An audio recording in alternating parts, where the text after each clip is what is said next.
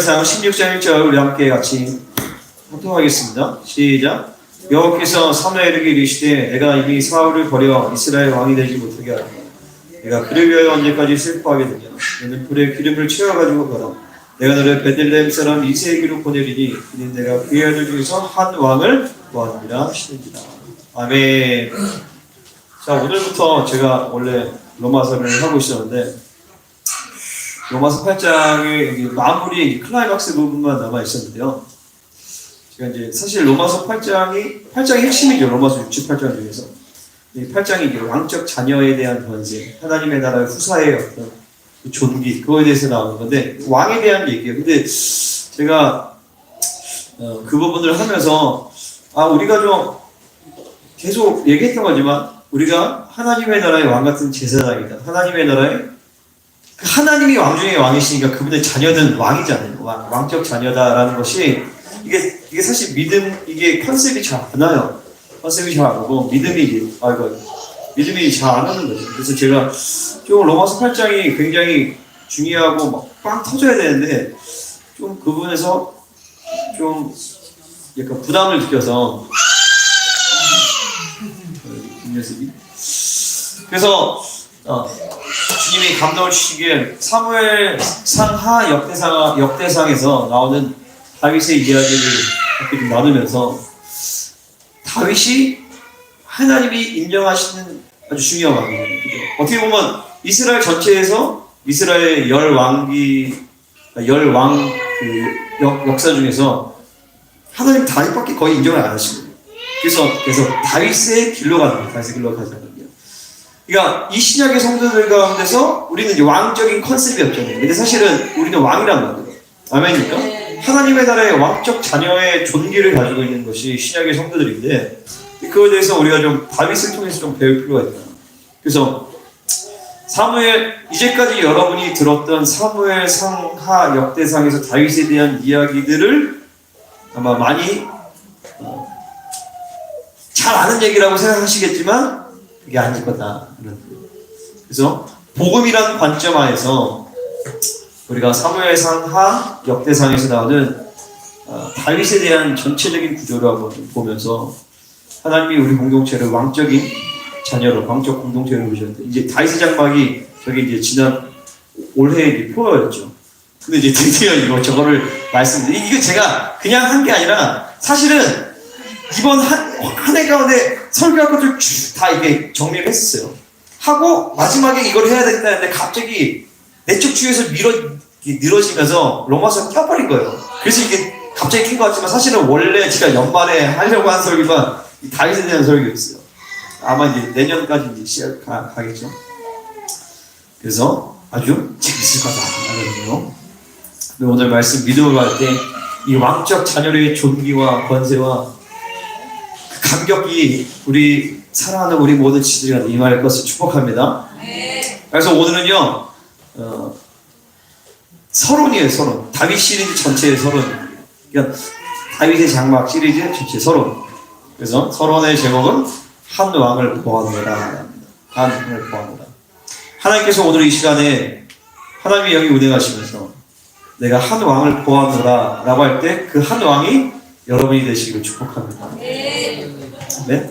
하나님의 나라에는 한 명의 왕이 아니라 여러 명의 왕 같은 자녀들이, 왕 같은 제사장들이 필요해요. 하나님이 그리고 소수의 사람들만 그렇게 되기를 원하는 게 아니라 모든 하나님의 자녀들은 다 왕 같은 제사장을 그의 나라에 들어가기를 원하십니다. 아멘. 역사를 축복하겠습니다. 하나님이 당신을 하나님의 나라의 왕으로 세워주셨습니다.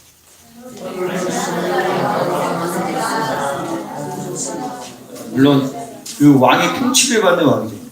분봉왕, 왕 중의 왕이 아니라. 그래서 오늘은 크게 세 가지 대지로 함께 볼 것이죠.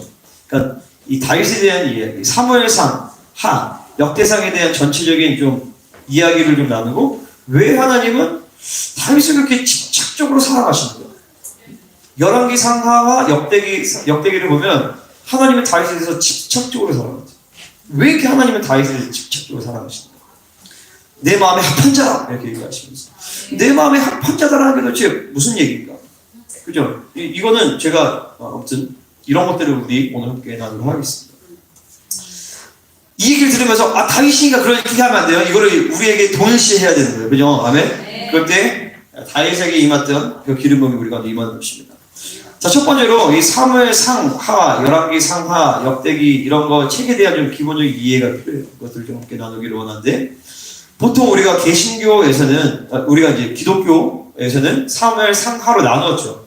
하지만 히브리 원래 정경에서는 사무엘 상하를 나누지 않나요?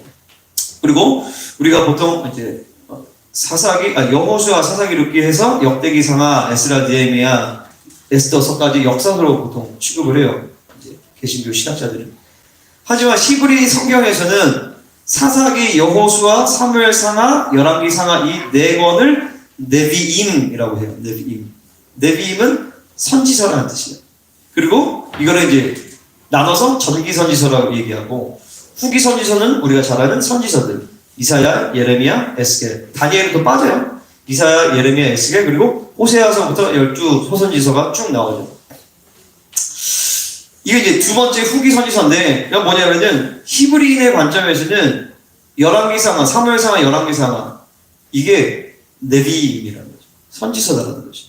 단순히 역사의 나열이 아니라 선지자적인 관점을 가지고 과거를 해석하면서 현재의 사건을 해석하고, 과거를 통해서 현재 사건을 해석하고 미래에 대한 방향성을 제시해준 책이라는 거예요. 그래서 이 선지자적인 관점을 갖고 의도성을 갖고 역사적 사실들을 재배열하는 거예요. 그러니까 연대기적으로 따른 게 아니라. 그러니까 예를 들어서 우리가 좀 헷갈려하는 게 뭐냐면요, 다윗이 16장에서 이제 기름 부음을 받아요. 그죠? 17, 그리고 나서 사울을 섬기게 돼요. 그죠? 이거 수금을 타면서, 그러면서, 다윗을 이제 모시게 되죠. 그러고 나서 17장에서 골리앗과 싸워요, 다윗이. 다윗이 이겨요. 근데 여기서 사울이 뭐라고 하냐면, 쟤 누구야? 이렇게 얘기해. 근데 같이 있던, 아마산가? 사령관도, 저 모르겠는데요. 아니, 이게 노망난 거예요. 분명히 16장에서 나왔단 말이에요. 그러니까 뭐냐면요, 17장의 사건이 연대기적으로 먼저 일어난 사건이에요. 연대기적으로 먼저 일어난 사건이고, 16장이 그 다음에 일어난 사건이에요. 그리고 18장이 그 다음인 거죠. 그러니까 뭐냐면, 성경의 의도성을 가지고 16장 기름 부음을 받은 이후에 사울과 대조적으로 보여주기 위해서, 그리고 기름 부음을 받은 첫 번째 증거가 예배자적인 기름 부음의 증대를 보여주기 위해서 사건을 땡긴 거예요. 그러니까 이렇게 우리가, 이게 그냥 역사서로 보면 이건 역사서로 빵점인 거죠. 왜냐면 연대기를 엉망으로 해놨으니까.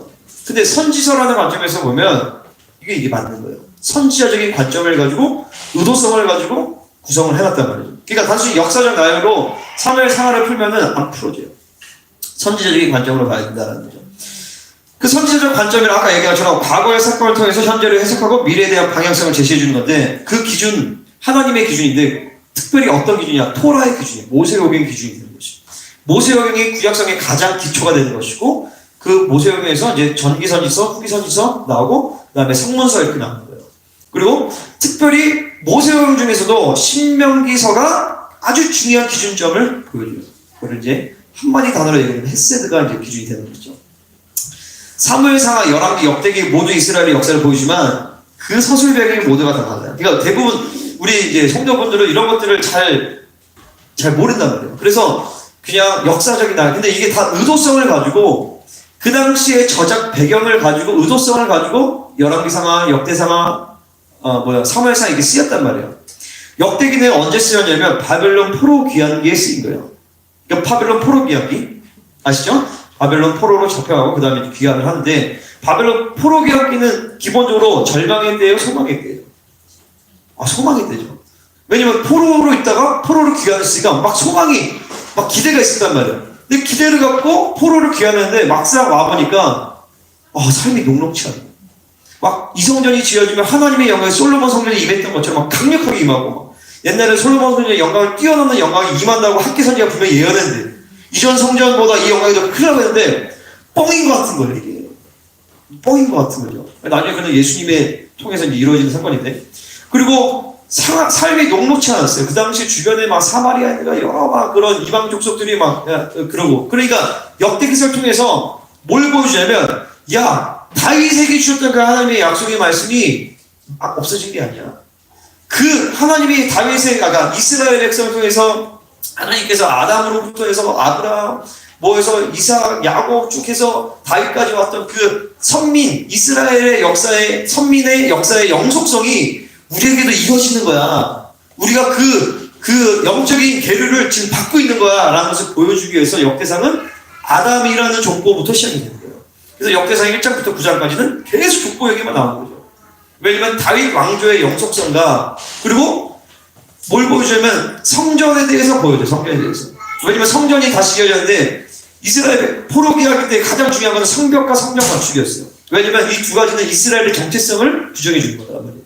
그러니까 성전이 지금 지어졌는데 이 성전을 지어줘서 뭐가 중요하냐? 레위인이 중요해요. 그래서 그러니까 레위인들의 그 족보에 굉장히 집중을 하고 다윗의 다윗의 업적 가운데서도 어떻게 찬양팀을 구성했는지 어떻게 성전을 지었는지에 대해 초점으로 가게 되는 것이죠. 이게 이제 역대기의 초점인 것이죠. 다윗 왕조의 정통성과 레위 지파를 통한 성전 제사에 대한 강조를 통해서 그 하나님의 역사가 끊이지 않고 우리 가운데 지속되고 있다라는 걸 보여주는 것이 역대기예요.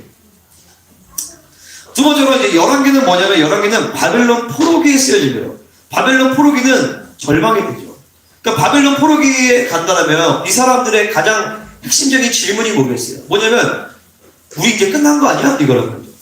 우리 이제 끝난 거 아니야? 하나님이 이스라엘의 하나님이 바벨론의 하나님보다 바벨론의 신보다 약한 거 아니야?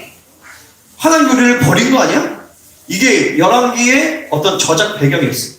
그래서 열왕기의 어떤 핵심은 뭘로 가냐면 야 하나님이 너희를 버린 게 아니라 니네가 하나님을 버린 거야. 우리가 하나님을 버린 거야. 이스라엘의 왕들이 역대 왕들이 이렇게 패역한 짓을 했잖아. 다윗에게 주셨던 그 다윗 왕조의 정통성과 하나님께 대한 신실함을 벗어버리고 자기 마음대로 살았잖아. 그래서 하나님이 우리를 버리신 게 아니라 우리가 하나님을 버리신 거고 그래서 우리가 하나님께 돌아가면 우리가 회개하면 하나님 다시 우리를 회복시켜 주실 거야 라는 흐름으로 열왕기하가 끝나요. 소망에 대한 메시지를 던져주고 그러면 이제 사무엘 상하는 언제 쓰여졌는가? 사무엘 상하는 분열 왕국 시대에 쓰여진 것이죠. 이게 대충 보이죠? 그럼 분열 왕국 때 봤더니 다윗 왕 때 다윗 솔로몬 때 엄청난 영향을 받는데 그 다음에 왕들이 엉망진창이에요. 그러면서 그 당시 신학적 관점이 고민이 뭐냐? 우리가 어떻게 하면 회복될 수 있을까?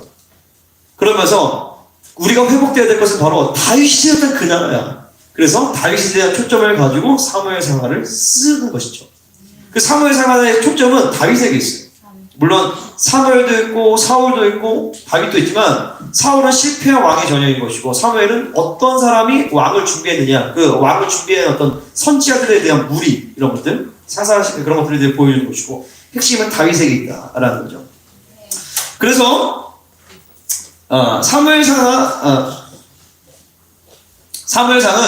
누가 왕의 자격을 갖추는가라는 데는 초점을 가지고 봐야 돼요. 왕의 수업. 그래서 16장부터 이제 다윗이 치르는 왕의 수업에 대한 핵심적인 훈련의 내용들이 나와요. 그리고 사무엘하는 다윗이 왕이 되어서 왕은 어떻게 통치하는가, 어떻게 나를 경고하게 하고, 어떻게 전쟁을 하고, 어떻게 실수와 실패로부터 회복이 되는가 이런 것들 사무엘하에서 보여주는 것입니다. 역대상에서는 성전 건축에 대한 초점을 더 깊이 보여줘요. 그래서 왕의 통치가 실질적으로 어떻게 굴러가는가. 다윗이 이루어놨던 그 예루살렘 성전에 예루살렘의 다윗성의 그 시스템이 어떻게 됐을까? 알고 봤더니 왕권과 제사장권을 합쳐놓은 것이죠. 궁전과 성전을 합쳐놓은 시스템이 다윗 왕국의 시스템이었어요. 그런 것들은 역대상에서 보게 될 것이고 이거를 이제 앞으로 쭉 제가 한 10시 타임 정도 하지 않을까? 나눌 것입니다. 근데 중요한 건 아까 얘기한 것처럼 우리는 왕이 아닌데 아니요 우리는 왕이다라는 거 신약의 성경에서 왕 같은 제사장이 됩니다. 아멘입니까? 창조주이시며 모든 우주의 왕이신 하나님의 자녀들이고 상속자들이에요. 제가 예전에 얘기했잖아요. 영혼의 신앙을 하나님과 대면을 하게 됐는데 아니 그 하나님이 내 아버지다라는 거죠. 그 당연한 말인데 그 영혼의 신앙을 영원한 왕 중에 왕이신 그 하나님이 내 아버지다라는 거예요. 우리의 아버지다라는 거죠. 그러니까 우리가 이 왕적 자녀의 정체성을 모르면 복음에 대한 많은 부분들이 무너지게 돼 있어. 단순히 예수 믿고 구원받는다 그게 아니라 그지였다가 노예였다가 하나님의 왕적인 자녀가 되어서 왕적인 자녀로서 존귀와 권세를 회복하고 예수 그리스도와 동일한 예수님과 같은 성품, 예수님과 같은 존귀, 예수님 같은 사람으로 변화되어지는 것이 복음의 핵심인 것이죠. 자, 그래서 우리가 이 사무엘상 이 다윗의 이야기를 통하여서 누가 하나님 나라의 진정한 왕으로 서는가를 보여주는 것이죠. 지금 현재를 살아가는 왕적 자녀로 부름을 받은 우리를 향한 왕의 수업으로 봐야 된다라는 것이죠. 아멘입니다. 첫 번째 돼지 끝이고 두 번째 돼지. 재밌죠? 두 번째 돼지. 사무엘상에 이제 사무엘상을 좀 초점을 맞춰볼게요. 사무엘상의 배경. 사무엘상은요, 배경에서 제가 크게 몇 가지, 한 세 가지 정도? 아니, 두 가지를 나눌 거예요. 첫 번째는 뭐냐면은, 사무엘상의 배경은요, 사사시대에서 왕국시대로 나아가는 과도기, 또 부족 연합국가 체제에서 왕정체제로 나아가는 과도기에 있습니다. 부족 연합국가 체제. 옛날에 우리나라의 가야제국들이 부족국가 체제였어요. 그다음에 나중에 이제 신라, 고려 왕건, 이래서 왕권 체제로 바뀐 거죠. 특별히 사사시대는 여호수아의 죽음으로부터 사사시대가 시작돼요. 우리가 잘 알죠. 사사들이 막 특별한 왕이 있는 게 아니라 하나님 갑자기 단지파에 있는 조문을 갑자기 딱 이렇게. 그래서 얘가 사사가 되는. 그 한동안 막 전쟁도 하고 재판도 하고 막 그래. 근데 죽어. 갑자기 이제 유다 지파에 있는 김세진 입사가 탁 일어나면서 사사로 세우고. 그러니까 사사가 없는 때도 있어요. 사사시대의 이 배경은 뭐냐면 이스라엘 백성들이 가나안을 다 쫓아내야 되는데 안 쫓아버린 거예요. 다 쫓아내고 하나님의 나라로 살고 그들과 동화되지 않고 그래야 되는데 이들이 거기에 타협하고 안주해버리면서 하나님께서 의도적으로 이방 민족을 거기에 머무르게 하신 것이죠. 그래서 그들을 속히 쫓아내지 아니하시며 여호수아의 손에 넘겨주지 아니하셨더라. 그 이유는 뭐냐면 이들을 둠으로 인해서 그들이 이스라엘 백성이 여호와의 도를 지켜 행하나 아니하나 그들을 시험함이라 하시니라 이렇게 하는 거죠. 그 사사시대 이 사사기를 보면 아주 엉망진창이에요. 이게 여호수아의 죽음부터 사울까지 350년의 시간이 사사시대거든요. 그러니까 마지막 사사는 사무엘인 것이고 이때까지 이제 특별한 왕이 없이 12지파의 부족 연합국가 체제로 이뤘던 거죠. 그 시대의 특징을 한마디로 얘기한다면 왕이 없었기에 지 멋대로 자기 소견대로 행하였더라라고 얘기하는 것이죠.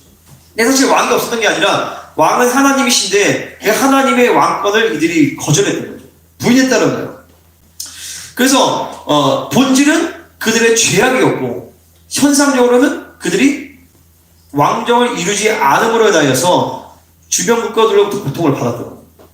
그러니까 사실 본질의 핵심은 죄 때문인데 그들의 죄악이고 하나님의 말씀을 순종하지 아니하고 그것이 본질이었는데 이들은 그 문제를 우리는 왕이 없어서 그래 라고 그렇게 핑계를 댄 것이죠.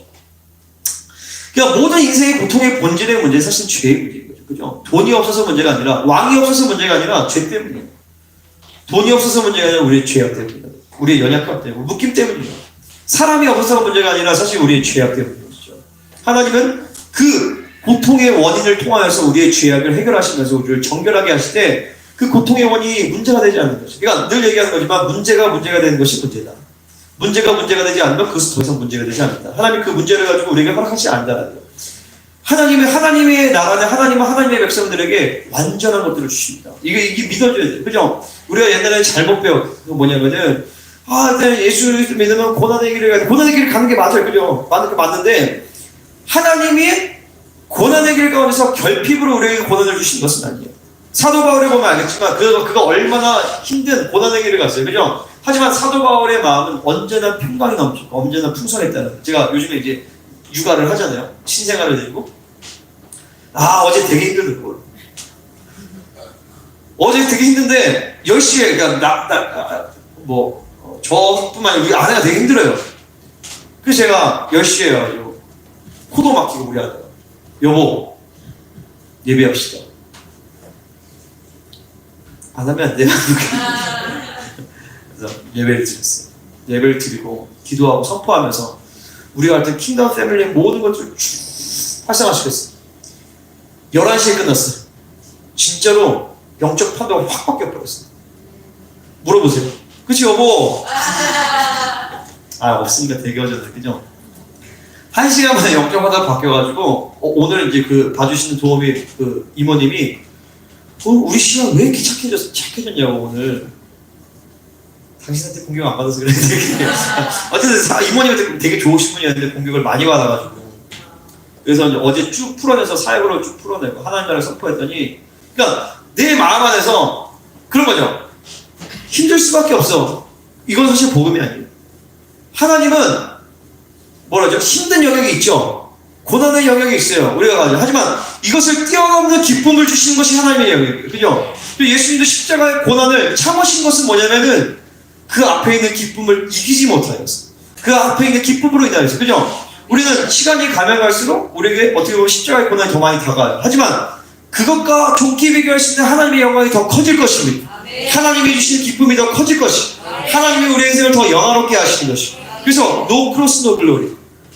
그죠? 십자가가 있다면 반드시 영광이 있게 되어 있어. 영광이 있다면 십자가가 있는 것이고 근데 하나님은 우리에게 근본적으로 결핍을 주시지 않는다. 주신다라면 그것은 우리를 성장시키기 위한 방편이고 그거는 하나님의 설득을 우리에게 주시기 때문에 그 문제가 더 이상 우리에게 문제가 되지 않는다는 것이죠. 아멘? 그래서 애 키우는 것은 힘들지만 더 영광스럽다. 할렐루야. 그죠? 아멘, 아멘. 그러니까 막 나세요. 별로 날 사람이 없죠, 이제. 하십시오. 됐어. 어머니 해야지. 내가 뭐래요? 정지세 낳고 싶어요. 신랑이. 어떻게 와이파이로 못하나? 어떻게든 그러니까 이 이스라엘 백성들이 본질적인 죄의 문제를 회개하지 않고 왕정이라는 체제로 그 문제를 돌파하려고 했다. 이게 사실은 우리의 모습이에요. 본질적으로 회개하고 죄의 문제를 해결되는데 왕정을 체제로 제대로 바꾸면 되지 않을까요? 이런 식으로 돌아가요. 그래서 특별히 사무엘의 두 아들이 조금 그랬어요. 그래서 그로 인해서 왕정을 요구하는 구실을 마련하게 됐고 그들은 왕정을 요구하게 되죠. 이제 여기서 한 가지 질문 드린다면 하나님이 원하셨던 정치체제는 사사시대의 체제였을까? 아니면 왕정시대의 체제였을까? 이것에 대해서 많은 사람들이 사사시대다라고 하고 또 어떤 사람들은 신명기 17장에서 보면 하나님께서 왕정시대에 대한 왕을 너네가 있다라고 왕은 이렇게 된다라고 해서 이미 제시를 해줘요. 그래서 어떤 사람들은 아니야 결국에 하나님은 왕정시대를 원하셨을 거야. 제 대답은 뭐냐면은 그거는 중요하지 않더라. 왜냐면 그것은 하나님이 원하시지 않는다라는 게 아니라 그냥 국가의 발전 단계 가운데서 부족국가 그 연합으로 가면 그 이후에는 왕정시대로 가게 돼 있어요. 그 이후에 쭉 가다 보면 뭐가 나요? 중세 봉건제도 이런 게 나오고, 그죠? 그 다음에 공산주의가 나오고, 자유민주주의 체제가 나온단 말이죠. 자유민주주의 체제는 하나님이 원하시는 체제인가요? 사실 엄밀히 말하면 하나님이 원하시는 체제는 북조선 체제일 수도 있어요. 단 조건이 뭐예요? 왕이 예수님이라면, 그죠? 어차피 인간이 만든 체제는 그나마 인간의 죄성을 고려해서 만들어진 정치체제는 자유민주주의 체제예요. 하지만 그럼에도 불구하고 그 자체는 그렇게 완전한 체제는 아니에요. 그러니까 사사시대건 부족국가 체제건 왕정체제건 간에 관계없이 하나님이 원하시는 체제는 신정체제다. 신정체제.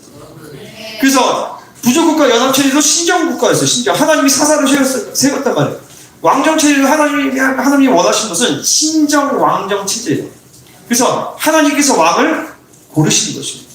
아멘? 우리가 지금 공화제지만 하나님이 원하시는 것은 신정공화제인 것입니다. 하나님이 원하시는 사람의 원하시는 대통령이 뽑히는 것이고 하나님이 원하시는 국회의원을 뽑히는 것인데 이놈의 이 나라가 그냥 할렐루야 잘 될 줄 믿습니다. 자 어쨌든 인간사의 필연적인 국가의 발전 단계에서 부족국가 연합체제가 나오고 왕정이 공화제가 하나님이 원하시는 중요한 건 신정이다는 거예요. 통치 체제의 문제가 아니라 중요한 건 누가 문제다? 바로 사람이 문제다. 사람이 문제고 통치자가 누구냐 이게 중요한 것이 백성이 누구냐 이게 문제인 것이 체제의 문제는 사실 아니다는 거예요. 결국에는 사람의 문제. 그래서 하나님의 모든 통치 세계 경영의 원리와 초점은 뭘로 가냐면 세 사람에 있어요. 우리 안에 있는 이 세 사람이라는 존재가 어마어마한 존재. 하나님께서 창조하시고 구속하신 모든 그 창조사역과 구속사역의 핵심이 바로 우리 안에 있는 세 사람이에요. 예수 그리스도의 인격, 내 안에 주신 예수 그리스도의 마음, 내 안에 계신 이 영의 사람, 그죠? 이게 사실 하나님의 모든 세계경의 초점인 것이요. 뒤에서 다 자세하게 얘기할 거예요. 두 번째로 사무엘상의 배경에서 이제 이스라엘의 신정 왕정 체제에서 좀 더 자세하게 보기를 원합니다. 하나님은 이스라엘 왕정 유고에 적극적으로 대응하셔서 야 내가 뽑을게 이렇게 얘기하세요. 하나님께서 직접 왕을 택하세요. 왜냐하면 이스라엘의 왕은 지 멋대로 하는 왕이 아니라 하나님의 통치의 원리, 통치 철학, 통치의 기준, 통치 방법, 통치의 뜻을 따라서 대리 통치하는 통치자이기 때문이에요. 자기 목적, 방법, 철학으로 나라를 다스리는 게 아니라 하나님의 계명을 따라 하나님의 의지함으로 나라를 대리 통치하는 것이 바로 이스라엘 왕이었다는 거죠. 그러니까 이 이스라엘 왕은 끊임없이 생명나무를 선택할 것이냐, 지식의 나무를 선택할 것이냐, 계속 선택할 것이냐. 생명나무를 선택한 건 뭐야? 하나님의 말씀의 계명을 따라, 하나님의 뜻을 따라, 하나님의 의지함으로. 지식의 나무를 선택한 건 뭐야? 자기 생각과 방법과 자기 기준과 내 원하는 대로. 그러니까 선악과와 지식의 나무는 그러니까 생명나무와 지식의 나무는 그때만 있었던 게 아니라 매 순간 가운데 우리 안에 옛사람이라는 지식의 나무, 새사람이라는 생명의 나무를 하나님 우리한테 주신 거예요. 매 순간 생명의 나무를 택하기를 바랍니다. 아멘. 그래서 내 스스로 할 거냐, 하나님을 의지할 거냐, 막 계속 여기서 이게 이제 그 왕들이 결정해야 되는 문제였던 것이죠. 모든 세상 나라의 왕정은 그 창세기 35장인가? 38장인가? 38장, 37장. 어제는 에돔 족속의 족보가 먼저나요. 그러면서 뭐라고 얘기하냐면 에돔은 이스라엘보다 먼저 왕이 있었다라고 얘기해요. 뭐냐면 에돔 그리고 다른 주변 국가들은 먼저 왕정이 시작된 거예요. 그러니까 세상 나라는 늘 빨라요. 얼마나 빠른지 몰라요. 세상은 그죠? 벌써 뭐 유튜브 뭐 이런 뭐 미디어 플랫폼 뭐 이런 것들은 세상이. 근데 중요한 것은 그 세상 나라의 왕정은요 왕이 왕되는 거예요. 그리고 모든 세상 나라는 종교가 다 있어요. 종교가 없는 나라는 없어요. 한번 대보세요. 없죠. 종교가 없는 나라는 없어요. 공산주의가 종교잖아요. 무신론. 이 모든 세상 나라의 왕정은요 종교의 힘을 빌려요. 신이 왕을 위해 존재하는 것이죠. 왕은 자기를 위해 신을 이용하는 것이죠. 근데 사실은 귀신에게 조종당하는 거지만 어쨌든 철저히 신과 왕은 이해관계로 움직여요. 우리는 이것을 인본주의라고 부릅니다. 자기 마음대로. 하지만 이스라엘은요 왕과 하나님과의 관계가 철저히 사랑과 연합, 친밀함으로 엮여진 아버지와 아들의 관계예요. 언약적 관계, 사랑의 관계로 움직여요. 왕이라고 해서 하나님의 음성을 저버릴 수 없어요. 그래서 왕이지만 선지자가 말하면 들어야 되는 거죠. 왕이지만 제사장이 마음대로 제사를 드릴 수가 없어요. 하지만 다른 나라 왕들은 그렇지 않아요. 그 왕정과 신정을 합쳐버린단 말이죠. 하지만 이스라엘은 그렇죠. 이스라엘의 진정한 왕은 바로 하나님이시기 때문에 우리는 이것을 신본주의라고 하는 것이죠. 그러니까 이게 나를 위해 하나님을 이용하는 순간 우리는 즉각 종교가 돼버리고 인본주의가 돼버려요. 나의 유익과 나의 미래와 나의 성공을 위해서 신권을 이용할 때 그것이 우선순위가 되는 거예요. 이게 그냥 이스라엘 백성들의 이 악, 그리고 고대 이스라엘의 그 왕들의 이 악은 사실 우리 안에도 지금도 그대로 동일하게 움직이는 것들이에요. 그죠? 우리는 때로 나를 위해서, 내 이름을 위해서, 내 목적을 위해서, 내 어떤 유익을 위해서 하나님 주신 기름 부으심과 은사를 이용할 때도 많아요. 그죠? 근데 사실은 그게 우리가 연약하기 때문에 그것을 인정하지만 사실 본질은 것은 우리 안에 종교형인 것이고 또한 우상숭배다라는 거죠. 순간순간 내 삶 가운데 이런 것이 일어나요. 여기에 익숙해져 버리고 이게 대세가 돼버리면 이건 종교가 돼버리는 거예요. 바울은 로마서에서 그것을 육신의 생각이라고 얘기합니다. 그리고 육신의 생각 하나님의 원수가 된다라고 얘기하죠. 육신의 생각을 잘 보여준 얘가 마태복음 16장 22절 23절에서 베드로가 예수님이 나 이제 죽으러 간다. 베드로가 예수님을 붙들고 항변해야 돼. 결단코 그런 일이 일어나지 않을 것입니다. 근데 예수님께서 그랬죠. 사탄아 뒤로 물러가라. 네가 하나님의 일을 생각하지 않고 사람의 일을 생각한다. 그러니까 이거 보세요. 베드로가 예수님 절대 그런 일이 없을 것입니다 라는 말에는 아주 깊은 신학적인 뿌리가 있는 거예요. 우리가 하는 모든 말과 생각 가운데 쓰는 사실은 다 신학적인 근거가 있는 말들이에요. 여기서 베드로가 얘기했던 신학적 근거는 뭐냐면은 예수님 당신이 메시아인데 메시아는 죽지 않아요. 메시아는 고난당하지 않아요. 메시아는 성공하고 메시아는 왕이 돼야지. 그 일이 왜 일어나요? 예수님 지금 귀신 들렸어요. 항변하였다. 이게 귀신 쫓을 때 하는 얘기거든요. 예수님 보고 출세하는 거니까 예수님께서 야 귀신아 물러가, 사탄아 물러가라 얘기한단 말이죠.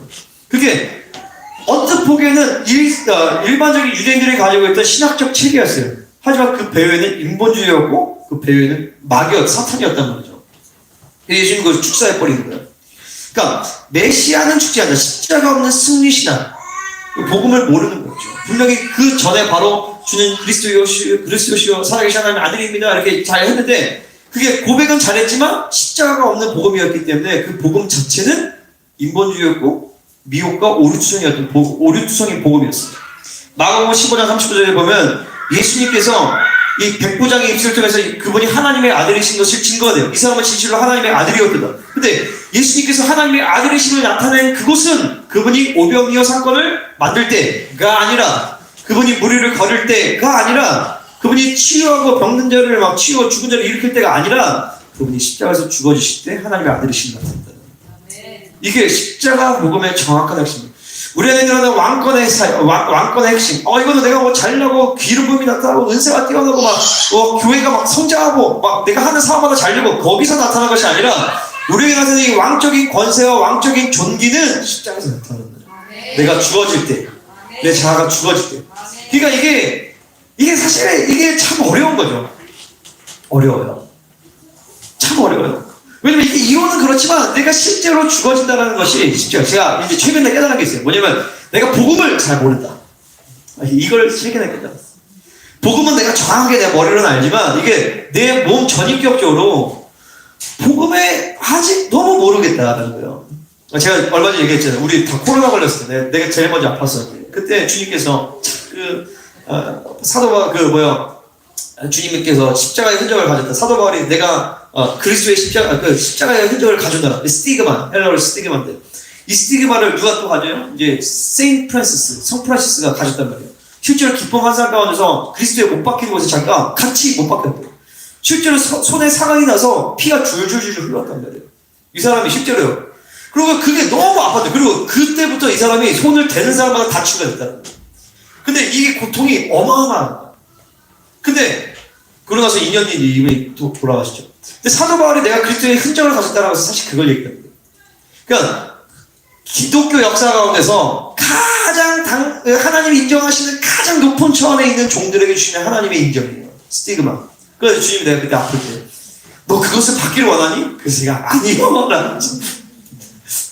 근데 난 평소 같으면 충분하면 좋습니다. 근데 코로나도 힘들어 죽겠는데 그죠? 근데 내가 알았어. 복음을 잘 모르는구나. 근데 최소한 이건 아니다. 모르는 거 아는 건 굉장히 바람직한 거예요. 그죠? 소크라테스처럼. 응? 네 자신을 알라. 소크라테스가 했던 거예요. 그거요. 네 자신을 알라. 그랬더니 야, 너 아는데? 아니야, 너 몰라. 내가 얘기해 줄게. 근데 자기보다 모르거든요. 나는 최소한 내가 나를 모르는 걸 알아. 근데 나는 너보다 많이 알지. 근데 너도 너를 모르는 거야. 이게 소크라테스가 했던 아주 유명한 철학이거든요. 그런 것처럼 복음을 잘 모르는 것은 안다, 내가. 내 인생 전체 가운데서 그 복음을 알아가겠죠, 저희가. 그죠? 근데 그 복음의 깊이와 복음의 폭, 복음의 능력, 이거는 정말, 진짜 잘 모르는 게 정답입니다. 잘 모른다는 게 정직한 고백인 거죠. 왜냐면 이거는 그 십자가를 경험해야 되니까. 그죠? 좀 씁쓸하죠, 그죠? 어쨌든 중요한 건요, 우리는 그 육신의 생각을 죽이는 십자가의 길로 갈 것이다. 이것은 다윗 왕의 길이에요. 신본주의의 길인 것이죠. 아니면 사울과 같이 인본주의로 갈 것이냐. 우리 이것에 대해서 결정을 해야 되는 것이다. 다윗의 길로 갈 것인가. 우리는 지금 답해야 됩니다. 다윗의 길로 갈 거죠? 아멘. 다윗의 길로 가고자 한다면 이제 그의 여정을 한번 따라가 봐야 됩니다. 물론 우리의 진정한 모델은 예수님이시죠. 하지만 다윗이 갔던 것들을 통해서 예수님을 닮아가고 또 우리도 함께 그 길을 가기로 원합니다. 그러니까 마지막 세 번째요. 여기에 이제 제일 중요한 부분이에요. 하나님께서 다윗을 향한 하나님의 직책을 보도록 하겠습니다. 역대하 34장 2절에서 보면 역대하나 그리고 뭐 열왕기상하나 계속 또 얘기하는 게 뭐냐면 그의 조상 다윗의 길로 걸었다 안 걸었다 이게 계속입니다. 하나님께서 왕들에 대한 모든 기준을 다윗으로 잡으신 것이 기가 막히죠. 아모스 9장 11절에 내가 다윗의 무너진 장막을 일으키고 하나님께서 아모스에게 주셨던 예언이 다윗의 장막을 일으키다. 이거는 사도행전 15장 16절에서 예언이 성취되죠. 이방인들 가운데 복음이 전해지니까 누구예요? 야고보 사도가 이 말씀을 인용하면서 다윗의 무너진 장막이 세워졌다라는 거예요. 뭐냐면은 하나님의 예수 그 메시아의 통치가 열방 가운데 이루어졌다는 것을 얘기해요. 이거 설명하면 길지만 이스라엘 백성들은 이스라엘이 회복이 되면서 자연스럽게 열방이 회복될 거라 믿었어요. 그래서 이스라엘 바깥으로 안 나간 거예요. 이스라엘만 보호만 되면 되니까.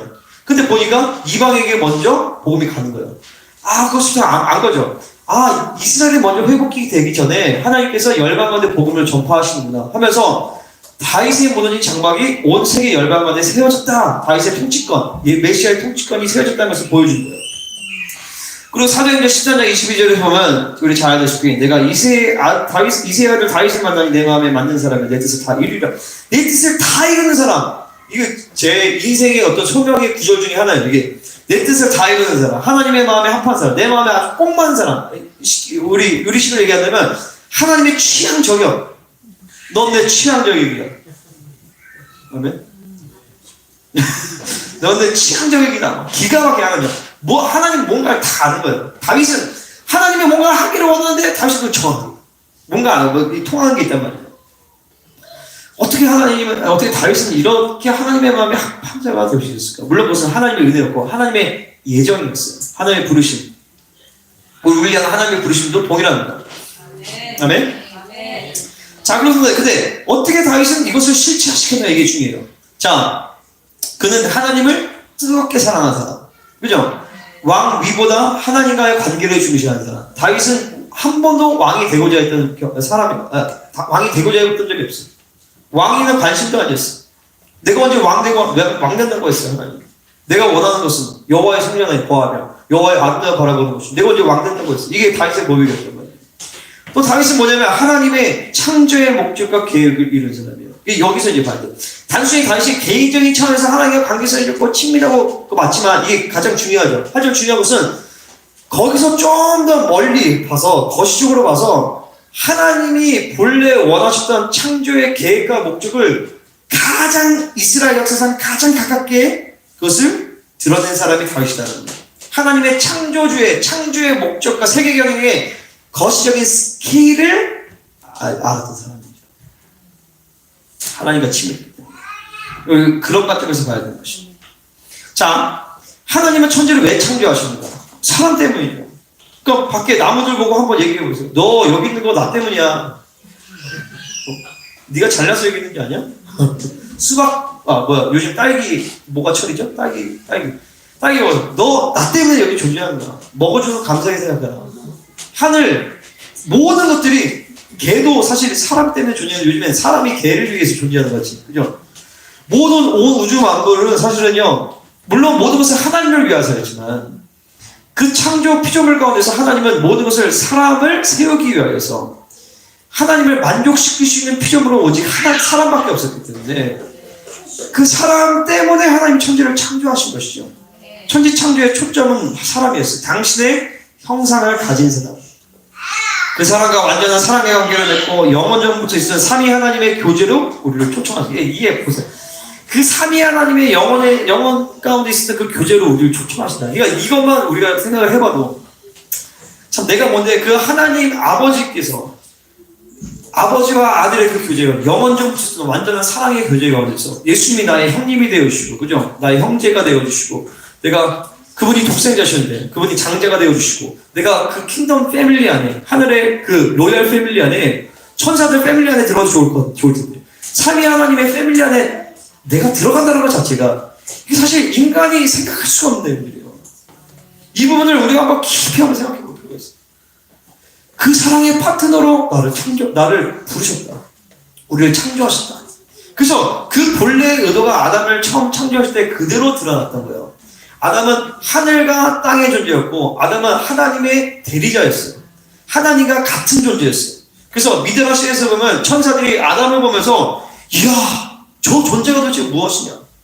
그래서 역대상에서 보면, 역대상에서 아담에 대해서, 아담이 가장 먼저 나오거든요. 그 아담이라는 히브리 문자는 원래 그 두루마리에서는 이 아담이라는 단어가 크게 나와있어요. 대문자로. 크게, 큰 글자로. 그리고 왜냐면 아담은 보통 인간이 아니었다는 거예요. 하나님의 창조의 형상을 그대로 잃어버리지 않고 처음 있었던 그 사람. 그러니까 완전한 지식, 완전한 지혜, 완전한 사랑, 완전한 순종, 하나님의 통치에 내려 벌거벗었지만 벌거벗은 것이 드러나지 않아요. 왜냐하면 영광의 빛에 감싸져 있었기 때문에. 그 영광의 빛을 모세는 잠깐 봤는데 그 영광의 빛이 얼굴에 비쳤잖아요. 아담은 제한되지 않고 영광의 빛이 다 비쳤었기 때문에, 그리고 완전한 하나님의 지혜와 능력과, 우리가 좀 성령 충만 받아도 손 떼면 그죠 귀신이 나오는데 그 정도가 아니었단 말이에요. 제가 예전에 간증을 봤는데 어떤 사람이 진짜 신기한 간증 가운데서 몸이 부상도 했대요. 몸이 부상해. 윤치영 목사님 간증해주나요? 옆에 있는 사람이 몸이 부상했대요. 근데 시간과 공간을 제한받지 않은 영광스러운, 그게 사실 아담이었어요. 그게 원래 우리의 본질적인 모습이에요. 예수님이 이 땅에 오셔서 변화산에서 그분의 얼굴이 드러났을 때 많은 신학자들이 이것은 신성이 드러났다라고 하는데 사실 거짓말이에요. 신성이 드러난 것이 아니라 하나님의 형상이 완전하게 발산된 것이죠. 왜냐하면 그분은 이 땅에 계실 때 신성의 특권을 보류했단 말이에요. 신성을 나타내는 게 아니에요. 신성의 본질을 갖고 있으면 신성을 나타내지 않으세요. 원래 인간의 본질로서 원래 하나님의 형상이 이런 거야 라고 보여준 것이 예수님의 모습이었어요. 그죠? 그게 아담이었어요. 아담은 하나님과 완벽하게 동행할 수 있었어요. 우리가 눈을 봤듯이 지금 육의 세계를 보듯이 영적의 세계를 그대로 봤고, 영적인 세계를 그대로 느꼈고, 천군 천사들을 그대로 보고, 하나님의 얼굴을 그대로 보고, 그죠? 죄가 없었기 때문에 하나님의 얼굴 보는 건 뭐 너무 쉬웠죠. 하나님의 얼굴을 계속 보니까 하나님의 영광으로 변화되어지고 하나님의 형상으로 변화되어지고 계속 성장하는 것은 너무 쉬웠다는 거예요. 하나님과 동행하고 하나님의 음성을 듣고 하나님의 권위를 듣고, 그죠? 이게 원래 본질적인 인간의 디자인이었어요. 그래서 이 땅에 인간은 처음부터 농부로 만드신 것이 아니라, 경작 하나님의 농사하는 거잖아요. 하나님은 인간을 처음부터 왕적인 존재로 만드신 것이에요. 창조주죠. 왕적 존재를 창조하시고 또 한 동시에 신적인 존재로서 독립적인 신이 아니라, 왜냐면 하나님의 형상을 가지고 있었기 때문에 피조물이었지만 하나님과 교제할 수 있는 존재로, 하나님과 연합될 수 있는 존재로 신묘막직하게 지어진 것이 사람이다라는 거예요. 그 보세요. 왜 사람에게 하나님의 영이 들어가 있겠어요? 피조물인데 어떻게 피조물인데 하나님의 영을 집어넣겠어요? 하나님의 영이 들어오셨겠어요? 그분이 나를 창조 삼으셨겠어요? 어떻게? 근데 안타깝게도 죄로 인해서 하나님을 버린 거죠, 사람이요. 이게 얼마나 이게 또 배은망덕하게 하나님을 버린 게, 이렇게 하나님 모든 걸 다 하셨는데 이걸 배은망덕하게 하나님을 버렸어요. 그리고 사람은 육체, 플래시, 사르스가 된 것이죠. 모든 피조물들이 함께 썩어져가는 것에 종로를 타고 탄식하게 되었어요. 그래서 로마서 8장에서 나중에 피조물들의 탄식이 나요. 이거 피조물도 우리가 피조물들은 사람의 지배를 받게, 통치를 받게 창조가 되었기 때문에 어차피 그 영적 질서가 있어야 되는데, 우리는 원래 이렇게 디자인되지 않았다. 우리는 으쌰으쌰 시위하는 거죠. 빨리 회개해라, 인간들아. 회개하고 하나님의 형상을 회복하라. 그래야 우리도 좀 잘 살아보자. 우리도 좀 원래 피조물답게, 나도 좀 나무답게 살아보자. 나도 좀 동물답게 살아보자. 이렇게 사실 시위를 하고 탄식을 하고 있는 것이고. 그래서 하나님은 사람을 회복시키시면 피조물들이 회복되게 되어 있어요. 여러분, 제가 자주 얘기했지만, 그 미국의 모라비안 교도들이 거기서 막 기도하면서 그랬던 데가 있어요. 막 24시간 중보하면서. 거기 땅들은 동물들이 야성이 없대요. 그리고 바닥에 반짝반짝한 막 금가루들이 떨어져 있대요. 그리고 천사들을 본 사람들이 되게 많다는 거예요. 왜냐면 땅이 회복이 되니까 하나님의 원래 본질적인 에덴 동산의 그 모습들이 이제 드러나는 거죠. 회복이 되는 거죠. 그래서 하나님은 이제 그 망가진 하나님의 형상을 회복하고 하나님의 본래의 목적을 성취하기 위해서 역사를 다스리시는, 이게 하나님의 세계 경영의 대초점이었어요. 그래서 가인의 후손들이 뭐라고 관계없어요. 하나님의 초점은 어디냐? 셈, 노아, 아브라함의 초점이 있었잖아요. 근데 노아를 통해서 이제 18식구에서 다 쓸어버려야 돼. 외주 같은 노아 식구들 안에서 죄가 있었다는 거예요. 방주하는 죄가 있었어요. 그래서 결국에 바벨탑을 세우고, 그러면서 하나님께서 이제 이게 안 되겠다. 한 나라를 세우려고. 그래서 아브라함이라는 사람을 택하여서 이제 이스라엘 나라를 세우셨는데, 중요한 건 이 이스라엘 나라를 세우신 것이죠. 그리고 모세라는 하나님의 종을 통하여서, 모세는 구약시대가 가장 위대한 종으로 뽑혀요. 이 가장 위대하게 여겼던 모세라는 종을 통해서 이스라엘이라는 나라를 출산하게 하시는, 출애굽을 통하여서. 근데 출애굽을 하고 이제 다윗은 그 이스라엘 나라를 하나님의 본래 창조하신 아까 그 목적 있잖아요. 그 목적에 맞게끔 가장 가깝게 나라를 운영했던 사람이 다윗이다.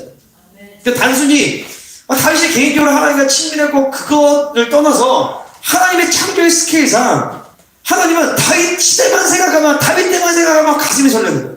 왜냐면 하나님이 디자인하셨던 메시아를 통해서 이루는 다윗, 그 메시아의 왕국에 가장 가까운 모습이 다윗이죠. 그 하나님은, 야, 다윗, 다 필요 없어. 다윗 좀 데리고, 다윗 좀 데리고. 이게 진짜 대단한, 이게 참 기가 막힌 거예요. 그러니까 우리가 이 전체적인 구속사의 흐름에서 다윗의 이야기를 봐야 돼요. 그죠? 단순히 다윗 하나가 아니라 하나님의 본래 디자인 가운데 가장 가깝게 회복해요. 이제 그걸로 이제 볼 텐데, 그 하나님의 창조의 목적을 하나님의 마음속에서 가장 가깝게 끌고 간 사람이 다윗이에요. 그래서 출애굽을 완성시킨 것이 다윗이고, 그것을 인을 짓게 솔로몬이고, 솔로몬 약간 그랬으니까 다윗으로 보면 돼요. 그래서 이 다윗의 독특성이 있어요. 제가 열왕기 역대기를 쭉 읽으면서 한 가지 신비한 점을 발견을 해요. 그건 뭐냐면 다윗 말고도 그 위에 아주 선한 왕들이 많았단 말이에요. 히스기야나 뭐 요시야나 우시야도 뭐 그만했지만 선한 여호사밧도 선한 왕이었고 선한 왕들이 많았어요. 근데 이 사람들의 특징이 뭐냐면요, 하나님께서 선한 것도 하고 좀 잘못도 해요. 그 잘못한 거에 대해서 너 이거 잘못해서 이런 일이 일어날 거다 얘기한단 말이죠. 그럼 우리 같으면 어떻게 하겠어요? 회개하고 그 일이 안 일어나게 할 거 하잖아요. 그죠? 근데 이 왕들은 그렇게 안 해요. 제가 그 부분을 이상하게 생각했어요. 왜 회개하지 않고 하나님의 심판의 역사를 상쇄시키지 않지? 근데 다윗은 상쇄를 시키거든요. 다윗만이 상쇄를 시켜요. 하나님이 되게 알게 하신 것이 있어요. 깨닫게 하셨어요. 뭐냐면 그들은 회개에 대한 컨셉이 없었다는 거예요. 구약시대는 죄를 삭제시킨다는 컨셉 자체가 아무리 히스기야 왕이라도 그런 믿음이 없었던 거예요. 그런 시대가. 다윗은 그런 믿음이 있었던 거죠. 그러니까 다윗은 신기한 사람이었어요. 그래서 제가 우리 신약의 성도들은 죄를 상쇄시키고 회개하고 보혈로 죄가 삭제되어지고 이런 것들이 있기 때문에 근데 이 사람은 그렇게 안 해요. 왜냐면 이게 구약시대 때의 회개는요, 죄를 그냥 덮어버리는 거예요. 그러니까 뭐라죠? 히스기야처럼 내가 죄졌지만 잘한 것도 있잖아요 하면서 잘한 거를 부각시켜서 죄를 덮어버리는 거죠. 근데 그것이 없어지는 게 아니에요. 죄의 삭제에 대한 개념이 없어요. 그리고 회개를 해도 죄에 대한 심판을 유보시키는 거예요. 왜냐면 대속죄일에 단 한 번만 죄를 삭제하고 또 다시 죄가 쌓이기 때문에 죄가 삭제되어지는 컨셉이 없는 거예요. 이 구약의 사람들은요. 근데 이 다윗은 그 컨셉이 있는 거죠. 구약의 신약의 사람. 그래서 별명이 구약의 신약의 사람이에요. 그러니까 그는 구약의 시대에 살았지만 깊은 임재 가운데 자신의 후손으로 오시는 메시아의 십자가와 그 보혈을 본 거죠. 그래서 시편 21편에 22편에서 보면 예수 그리스도의 십자가를 보고 얘기한단 말이에요. 그리고 시편 51편에서 보면 내 죄악을 도마시키시며 내 죄를 지우시며 이런 얘기하는, 이 죄를 지운다는 컨셉이 안 나와요. 원래는 구약에서 다윗만 그렇게 얘기하는 거예요. 그러니까 다윗은 이런 하나님의 메시아의 사역을 미리 보았기 때문에 보통의 사람들이 갈 수 없는 영역들을 볼 수 있었다는 거예요. 하나님의 깊은 임재 가운데서.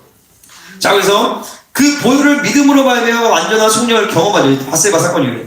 그래서 구약의 사람이었지만 하나님의 보좌 앞에 나아가 하나님의 얼굴을 바라본 것이에요. 제가 우리가 잘 알다시피 구약에서는 죄를 덮죠. 그죠? 죄가 유보가 돼요. 하지만 신약에서는 예수 그리스도께서 자신님께서 인간으로 오셔서 인간으로서 모든 인간의 죄악을 다 전이받으시고, 그죠? 아사셀 염소와 같이 죄를 전이받으신다. 그리고 그분이 죽으셨어요. 아사셀 염소와 같이. 근데 거기서 죽고 끝난 게 아니에요. 그분이 부활하셨어요. 부활하실 때는 인간으로서 부활하신 것이 아니에요. 하나님의 아들로서 인정되셔서 부활하셨단 말이에요. 하나님의 아들로서 인정되셔서 그분이 하늘의 성소로 나가죠. 시편 24편의 말씀처럼. 문 들어라 머리 들어라. 그러면 문들이 쫙 열리고 거기서 하늘의 보좌로 나가세요. 하늘의 보좌가 나가는데 우리가 보면 알겠지만 지성소에 그룹이 있잖아요. 그죠? 언약계의 그룹이 있고 그 지성소의 언약계의 뚜껑은 하나님의 보좌라고 해서 하나님의 발등상이라고 했단 말이에요. 그러니까 그룹이 이렇게 있고 거기에 하나님이 앉으시는 것을 형상한 거예요. 그죠? 그러고 나서 그 보좌의 발등상에 이 이스라엘의 죄악을 뿌려요. 그러니까 이스라엘의 죄악이 거기에 이제 계속 속죄를 하면서 이스라엘 죄악들이 거기에 기록이 되는 거예요. 그리고 대속죄일에 대제사장이 나가서 그거를 안수하지 않은 정결한 피로 그를 속죄를 하죠. 그죠? 근데 마찬가지로 하나님의 그 성소 앞에 양쪽에 그룹이 있고 그분의 발등상이 있는데 계시록에서 보면 그분의 발 앞에 보좌 앞에 책들이 펼쳐져 있어요. 그죠? 그 생명책이기도 하고 사람들의 행위를 기록된 책이요. 그 책을 우리가 예수님께서 자신의 피로 모든 죄의 파일을 삭제시켰다는 것이 그 책에 기록되어 있는 파일을 예수님께서 속죄를 하신 것이죠. 이 피는 흘린 피가 아니라 바로 뿌려진 피인 거죠. 뿌려진 피가 인간으로서 죽으신 피가 아니라 하나님의 아들로서 거룩한 피, 깨끗한 피, 창조주의 피인 것이요. 그러니까 단순한 인간으로서 인간의 피로는 거기서 들어갈 수가 없어요. 그죠? 창조에 속하지 아니한 장막에 어떻게 들어가요? 인간의 피로서. 인간은 피조물인데. 그분은 하나님의 아들의 피를 가지고, 하나님의 아들이셨기 때문에 하나님의 아들의 피를 가지고 그 성소로 나아가서 인간의 모든 죄악을 다 씻으신 것이죠. 그래서 그 피를 우리 안에 동일하게 주셔서 내가 회개할 때마다 내 안에 양심에 있는 죄악들이 정결케 되어져서 언제든지 하나님의 앞에 나아갈 수 있는 자격을 얻게 하신 것이요. 그래서 하나님의 얼굴을 이제 바라본단 말이에요. 모세도 하나님의 얼굴을 직접적으로 바라볼 수가 없었어요. 왜 구약의 사람이 그때는 베일에 가려졌단 말이에요. 등만 봤어요. 등만. 근데 다윗은 시편을 보면 마치 하나님의 얼굴을 보고 있는 것 같은 얘기를 많이 해요. 제가 시편을 오늘 시편에서 얼굴에 대한 것들을 다 찾아봤어요. 근데 뭐 아삽이 쓴 시나 여두둔이 쓴 시에도 하나님의 얼굴을 뭐 이런 얘기가 나와요. 근데 그 사람들이 쓰는 용례가 대부분은 뭐냐면은 그분의 얼굴을 내게 비추셨다, 비추지 않으냐 하셨다, 이런 얘기예요. 그냥 뭐 민수기 6장에 대한 거죠. 여호와께서 내게 얼굴을 비춰주기를 원하며, 그거 뭐냐, 하나님께서 우리에게 은혜를 베푸신다는 거예요. 근데 다윗은요, 내가 그의 얼굴을 배우리로다, 뭐 이런 얘기예요. 내가 주의 얼굴을 찾으리다. 이것도 그분의 은혜를 찾는다고 볼 수 있겠지만, 내가 주의 여호와의 아름다움을 바라본다. 그분이 나에게 보시고 내게 비추시냐 안 비추시냐 그분의 뜻인데, 그게 아니라 다윗은요, 내가 그분의 얼굴을 본다, 그분의 얼굴을 바라본다, 그분의 아름다움을 향한다 라고 얘기를 해요.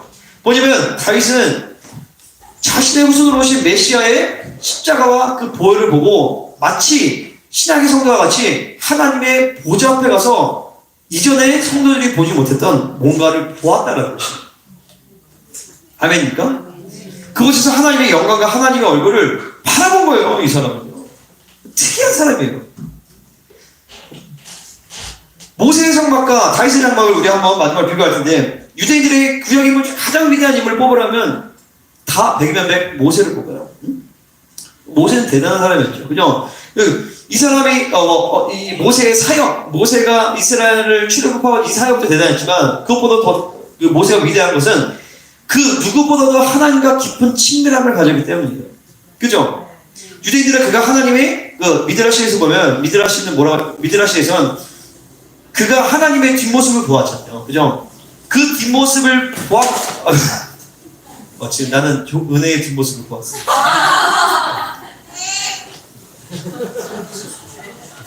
요셉이가 조심하래. 조심해요.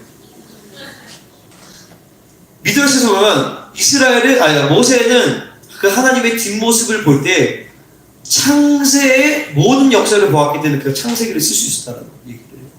근데 그게 일리가 있는 말이에요. 영혼의 시간 안에 딱 들어가면 보이지 않았던 것들이 확 보이기 시작해요. 그죠? 이전에 보이지 않았던 것들이, 제가 아까 얘기했지만 내가 깊은 하나님이, 그게 얼마 전에 있었던 사건인데, 그 이후에 성경을 보는 이게 흐름이 달라져 버렸어요. 그 한 번의 사건을 통해서 영혼의 시간 가운데 하나님의 영광을 볼 때 갑자기 내 존재가 확 달라져 버려요. 많은 것들이. 그래서 이 모세는 그 하나님의 깊은 영광을 보았고 뒷모습을 보았기 때문에 모세오경, 성경의 근간에는 모세오경을 쓸 수 있었다는 것이죠. 근데 보세요, 모세 한 사람은 굉장히 위대한 사람이었어요. 근데 이스라엘이라는 나라가 하나님이 모세에게 보여준 식양대로 통치 구조가 되기에는 굉장히 미성숙한 상태였어요. 그쵸? 광야 1세대랑 놀았잖아요. 이 모세. 광야 1세대가 얼마나 왼수 같은 집단. 그러니까 모세 한 사람은 위대했지만 이스라엘 나라 전체가 하나님이 디자인하신 창조의 그 목적과 계획대로 가기에는 부족했다. 모세의 문제가 아니라 이스라엘의 미성숙 때문에. 그래서 하나님은 모세에게 히브리서 9장에서 나오는 하늘의 성소의 시각을 보여주셔서 이 땅의 성막을 보여주셨어요. 이 땅의 성막의 시스템은 뭐냐면은 나아가는 시스템이에요. 단계가 있어요. 바깥, 그리고 안에 뜰, 그리고 성소, 그리고 지성소.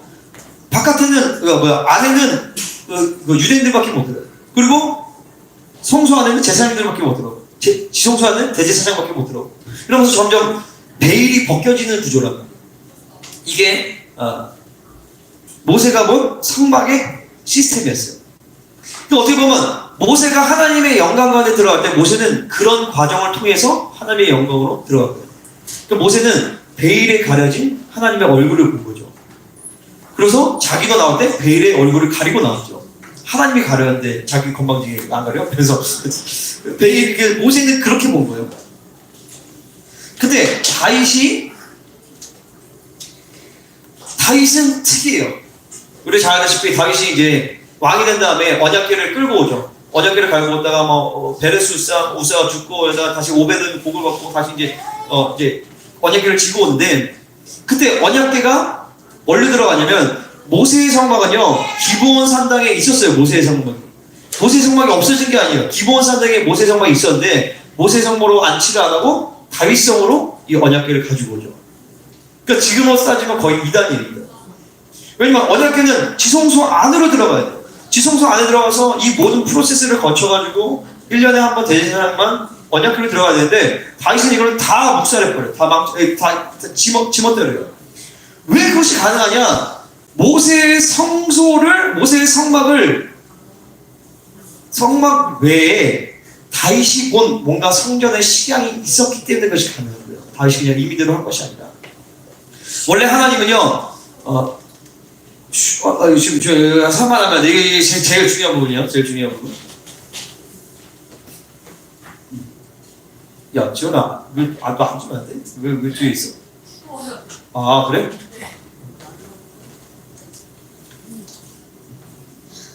그래?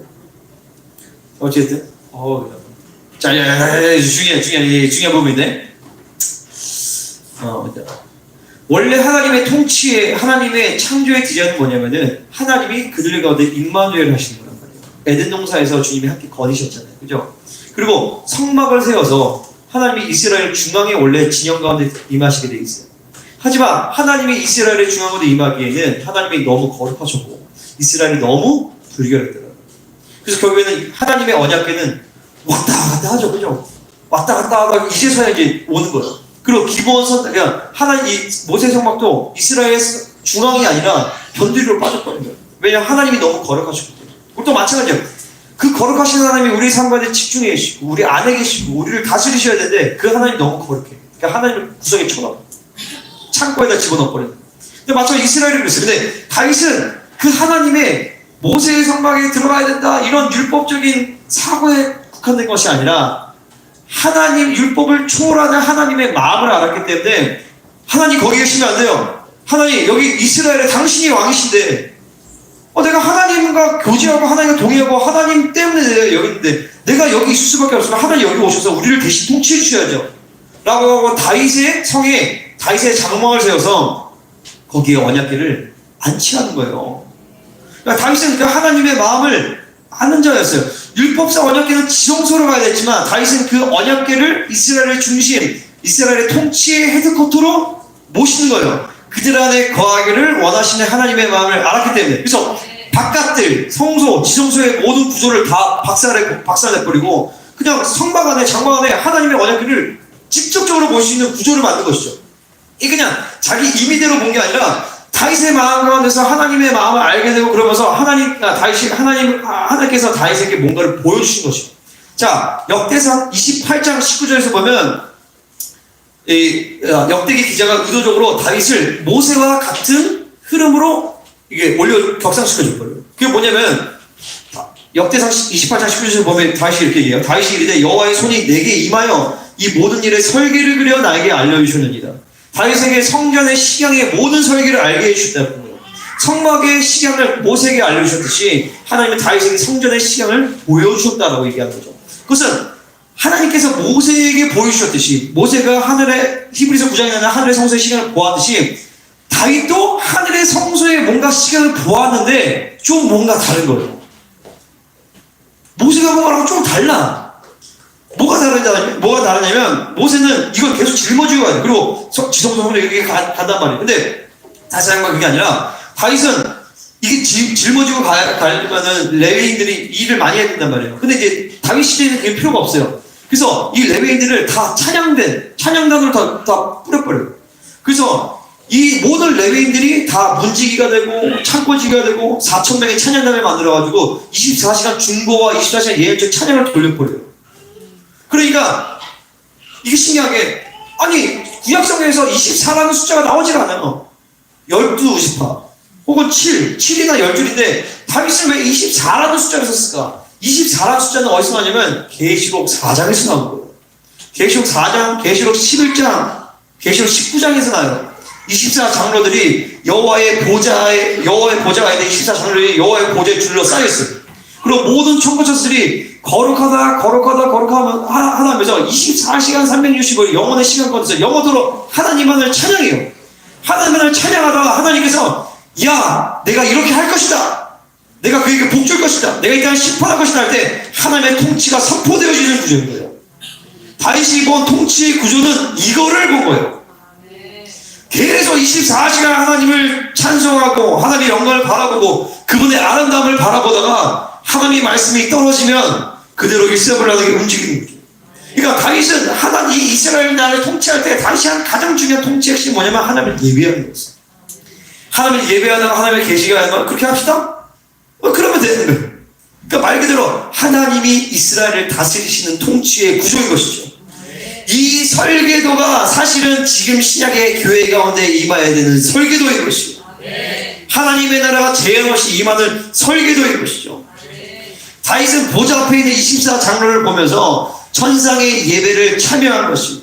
모세는 하나님께 나아가는 시스템을 가진 하늘의 성소를 보았어요. 얼굴을 베일에 가리신 하나님을 보았단 말이죠. 근데 다윗은 다가올 메시아를 힘입어서 열린 하늘의 보좌를 본 곳이요, 여호와의 얼굴의 영광빛이 전 세계를 덮고 24장로와 천군천사들이 하나님을 계속 예배하고 성도들이 하나님을 계속 예배하고 그러다 하나님의 영광의 말씀이 떨어지는 전 세계 일사불란 천군천사들이 움직이면서 하나님의 통치가 하늘과 땅이 완벽하게 이루어지는 통치의 구조를 다윗은 보았고, 더 중요한 것은 그 통치 구조를 이스라엘이라는 나라에 그대로 실체화시켰다는 거예요.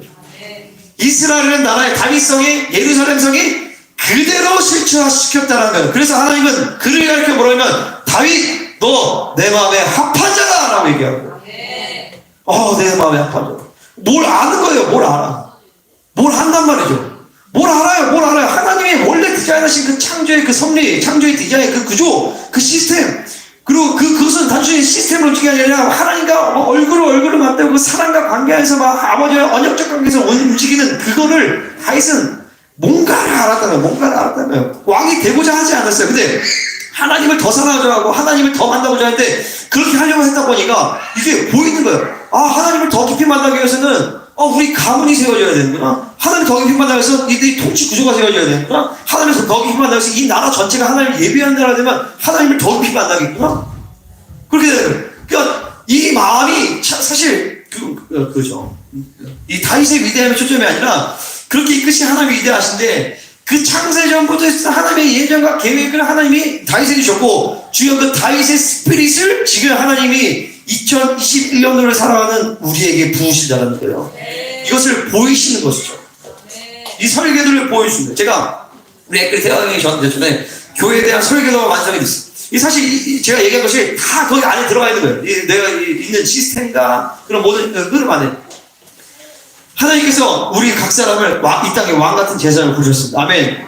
예수님의 보혈을 주셨어요. 그래서 하나님의 왕의 보좌로 나가시는 자격과 권세를 주셨습니다. 아멘. 그리고 뭐냐면 하늘의 통치 구조를 하나님이 우리에게 보게 하셨어요. 하늘의 설계도를 우리에게 보게 하셨어요.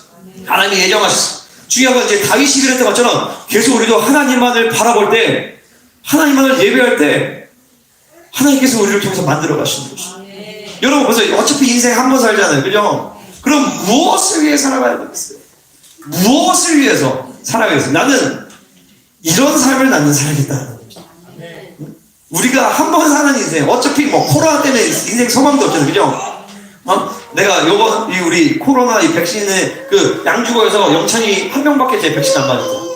내가 그래서 영찬이한테 그랬어요. 영찬아, 내가 너의 영성을 재평가했다.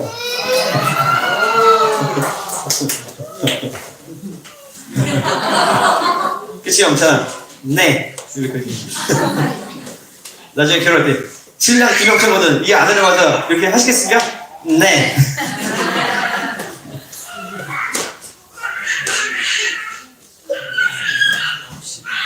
이런 교회를 여기에 세워질 때 더 나아가서 이렇게 하나님이 다스리시는 도시가 되어질 때, 더 나아가서 이렇게 하나님이 다스리시는 나라가 되어질 때, 물론 그 궁정의 나라는 천년왕국이 임할 때 되겠지만 이 나라를 그렇게 세우고 도시를 그렇게 세우고 교회를 세우고 이것을 여기뿐만 아니라 전 세계 열방 가운데 그렇게 세우는 저와 여러분이 되시길 예수님으로 축복합니다. 우리 노태준 선생님에게 축복합니다. 아멘. 할렐루야. 그래서 우리는 그냥 이렇게 가는 거예요. 꼭 반드시 이루어져야 된다. 아이고 나는 그런 거 뭐 이루시지 않아. 하나님이 하시는 거. 그 중에 우리가 계속 바라보는 거고. 내 때 안 되면 우리 아이들 통해서 자녀들 통해서 되는 것이고, 그죠? 중요한 건 내게 주어진 하나님의 분량을 우리는 채워야 됩니다. 그럴 때 하나님을 더 깊이서 더 온전하게 알아야 되고, 그 온전한 사랑과 안가에서 하나님의 통치구조가 우리가 풀어지면서 하나님의 나라가 이 땅 가운데 실현되어지는 그런 역사의 주인공이 되시기를 예수님의 이름으로 축복합니다. 아멘. 역사에 축복하겠습니다. 당신이 하나님의 마음에 합한 자입니다.